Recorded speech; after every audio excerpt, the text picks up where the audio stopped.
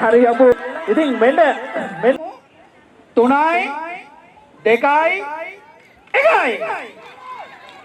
ඔව් ඔන්න තරඟයේ අපි බලමු කවුද ජයග්‍රහණය කරන්න කියලා. හරියට වට 8 කැරකෙන්න ඕනේ.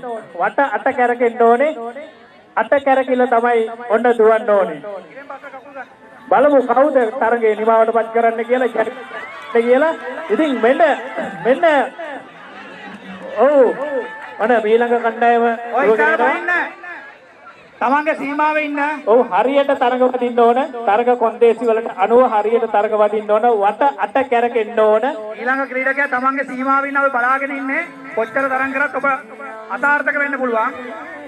ඔව් පැණි බබරේ ඔන්න මාතර නගරේ ඔන්න වෙරළ උද්‍යානයේ සිට හරි අමෝරුවට තරඟ වදින ආකාරය තමයි පෙනී යන්නේ. ඉතින් පාසල කකුල් ගන්න. ඔව් ඊළඟ කණ්ඩායම ඔන්න දුවගෙන එනවා.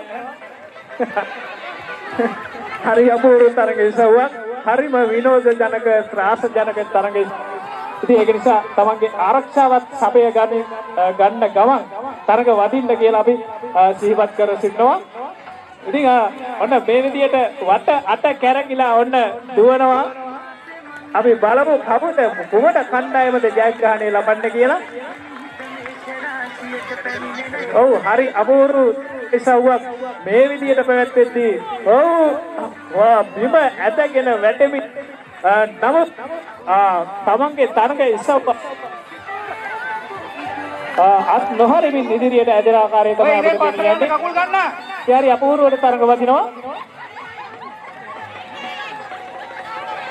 ඔව් මෙන්න ඔය අවසානයේ කෙනා ඔය ප්‍රේක්ෂක අපේ බලාගෙන ඉන්න පිරිස චුට්ටක් ඈතට වෙන්න.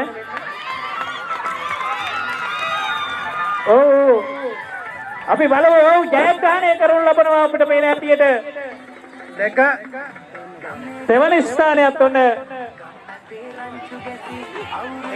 විදියට තරඟ වදින ආකාරය තමයි පෙනී යන්නේ. ඔන්න ගොඩක් ඉන්න.